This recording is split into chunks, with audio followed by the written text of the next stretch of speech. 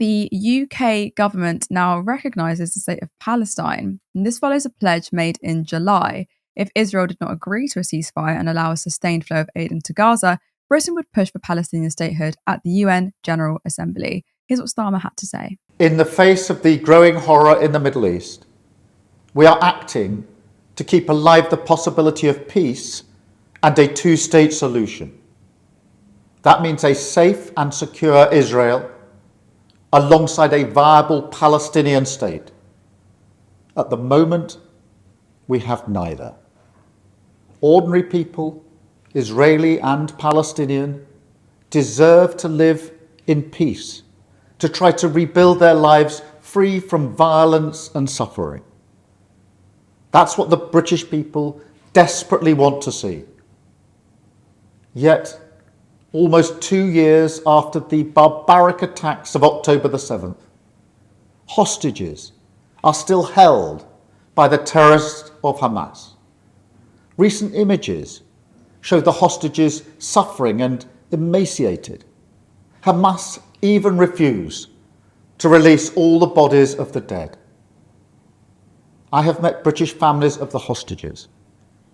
I see the torture that they endure each and every day.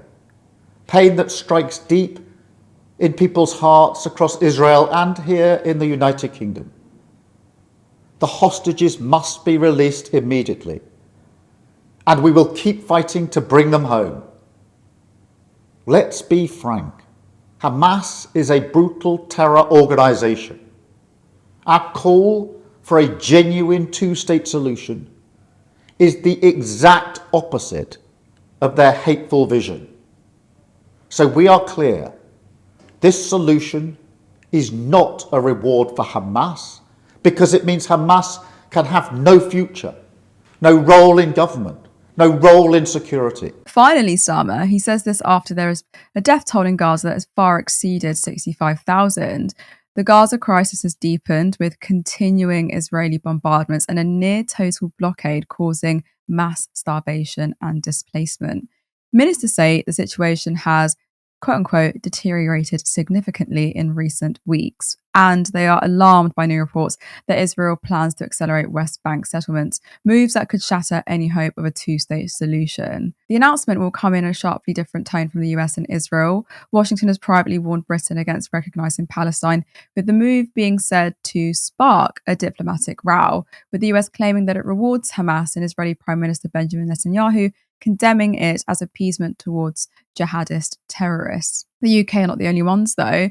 Canada also recognised the state of Palestine, and Australia too, with a statement from Anthony Albanese saying that as of Sunday, the 21st of September 2025, the Commonwealth of Australia formally recognises the independent and sovereign state of Palestine. This hasn't been very well received by some people, with this sorry excuse of a so-called political commentator saying, "Today, Keir Starmer will reward Hamas for their horrific terrorist attack on October 7th by recognising Palestine as a state. A day of immense shame for our nation. He should be jailed for supporting a proscribed terrorist organisation. Utterly vile." Sorry. What's more vile? The fact that 65,000 Palestinian people have been killed because of a Zionist regime, or the fact that it's taken this long for Starmer and this UK government to recognise the state of Palestine?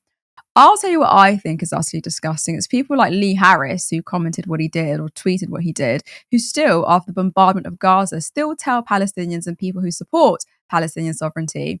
What's actually vile is demanding silence on Palestinian rights whilst Israel expands illegal settlements every single day. A lot of you won't be shocked with what comes to. Many people seem to agree with Lee's stance. David J. Platt says, "This is a leader of a representative democracy, not representing the will of the people. This is not democracy, it is dictatorship. The British people do not support this and we do not consent to it on our behalf. Know this, Keir Starmer does not represent the vast majority of the British people." Except that's where you're wrong, David J. Pratt. If you'd know how to read the polls, you'd know that this is what it says. These figures represent a limited swing away from recognition since June last year, at which point 47% of Britons supported statehood, whilst 12% opposed. A more recent poll in July this year put the figures at 45% and 14% respectively. Support is especially high amongst the Greens with 68%, Labour at 62%, and Lib Dem voters 60%. Tory voters tend to oppose recognising Palestinian statehood by 34 to 26, with the Reform UK voters more emphatically doing so by 45 to 17. No surprises there. Whilst there is great support for recognition, that's not true amongst all age group. This ranges from two-thirds for 18 to 24-year-olds, so it's about 65%, to roughly half of 25 to 49-year-olds, 47%, and 37 to 39% amongst the over 50 age groups. So Mr. Pratt, actually undemocratic, is ignoring those voices and centering your unpopular opinion. What's actually undemocratic is pretending the 44% who support Palestinian recognition don't exist, whilst demanding silence as Israel continues to expand illegal settlements, bulldoze homes, and entrench apartheid. Recognizing Palestine as a state is not rewarding Hamas. That talking point is as lazy as it is dangerous. The JLC obviously disagreed with the UK stance, and this was their statement. Almost 2 years ago, Hamas unleashed a wave of barbaric terror, murdering over 1,200 innocent men, women, and children, abducting 251. Since then, Britain's Jewish community has been subjected to record levels of anti Semitism directly fueled by the horrors of that day. The UK government will formally recognise a Palestinian state. This is nothing short of a betrayal of the hostages and a reward for terrorism. It will make peace even more elusive.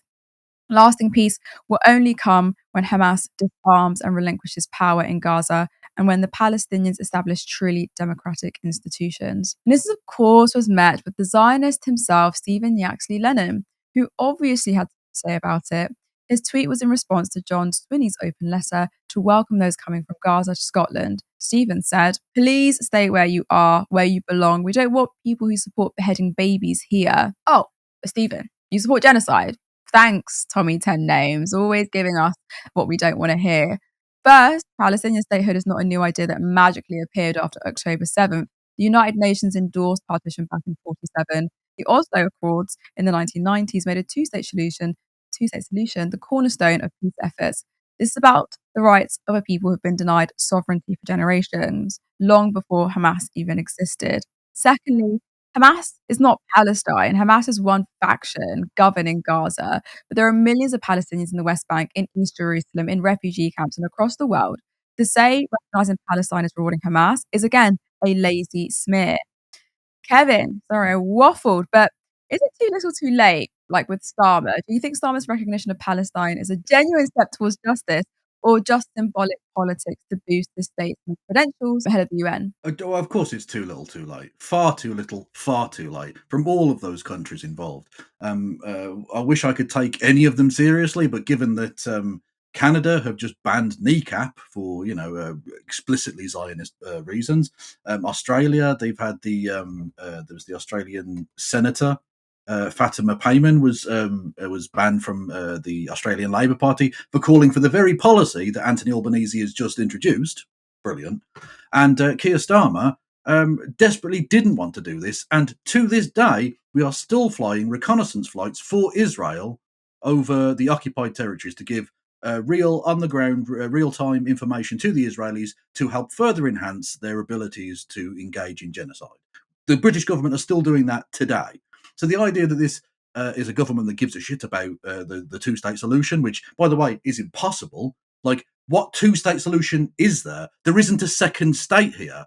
The West Bank is largely occupied by Israel and is increasingly being occupied by Israel, and the Gaza Strip functionally doesn't exist anymore. It's rubble. There's no state to be had here. It's ludicrous. Now, is it the right thing to do? Yes, but it was the right thing to do decades ago. The fact that you're doing it now is obviously meant to be red meat ahead of both the UN meeting and ahead of the Labour Party conference, which is going to be an absolute disaster, going to be a train wreck. I'm going to very much enjoy it, whether it's the backbiting of the deputy prime minister, deputy leader race, or the factionalism between him and Streeting and Andy Burnham and whoever. It's going to be a cluster fudge, of which more later when we get to the McSweeney thing. Anyway, the Labour Party are in shambles, and this was basically a really cynical ploy on behalf of Keir Starmer, because Keir Starmer knew as soon as Jeffrey Epstein's one best friend left after the state visit that Keir Starmer invited him on, he was going to be asked why he employed best friend number 2 to be ambassador to the United States. So basically, in order to avoid questions of why do you like nonces so much, he went, Palestinian statehood, anyone? Hey, whoopah. It's embarrassing. Not only is it cynical, though, but also very, very tedious. We played that clip for you, right? Have you ever seen a man make a historic announcement and yet suck all of the importance and interest out of it? Like he is a charisma vortex. He sucks in all charisma and interest and turns it into nothing. He is the antimatter of Riz. This guy leading us on the world stage is embarrassing. It's let alone the fact that he's got his hands so deep in the blood of the Palestinians that it is on my bucket list to see that man at The Hague one day. We don't hear from the Labour government, from Starmer, about the daily expansion of illegal settlements. Like, say it how it is. Speak about the atrocities that are happening there. Like, entire Palestinian communities are being displaced. Gaza is literally under siege. It's being bombed to rubble. Famine is being used as a weapon of war. Like, people are hungry, and somehow that doesn't get called, like, you know, quote unquote rewarding extremism. Like, Well, I'm confused by that. this is the thing. I understand why they don't want to call it genocide, because if they admit that it's genocide, then they have to reckon with the fact that they are complicit in that genocide and therefore deliver themselves to The Hague under international law, right? For processing for that, complicity and engagement in genocide. So it's self arse covering in essence. But ultimately, it's obvious that it is genocide to anyone with eyes to see and ears to hear. The intent is there, the action is there, and the outcome is there. It's genocide. The UN bodies have already opined on this. Leading genocide experts have opined on this. It's very, very blatant and obvious. And like you say, this really lazy Hasbro talking point of, oh, this is a prize. This is you're rewarding terrorism. Well, I'm sorry. Firstly, to conflate Palestine with Hamas is ludicrous and racist and garbage. And secondly, what have the West been doing except rewarding terrorism when it has consistently allowed Israel to engage in the actions it has, not just for the last 2 years, but for the last 70 years? We have seen the systematic destruction of the Gaza Strip. We have seen the continued expansion of these illegal settlements in the West Bank to the point where Bezalel Smotrich, a man that less than a month ago announced a new series of expansions with the with the intention of, quote, driving the final nail into the two-state solution, come out in response to the British government's announcement saying, quote, there will never be a Palestinian state. Direct quote from a leading member of the Israeli government. The Israeli government are a terrorist organization engaged in genocide, and we have been rewarding them endlessly.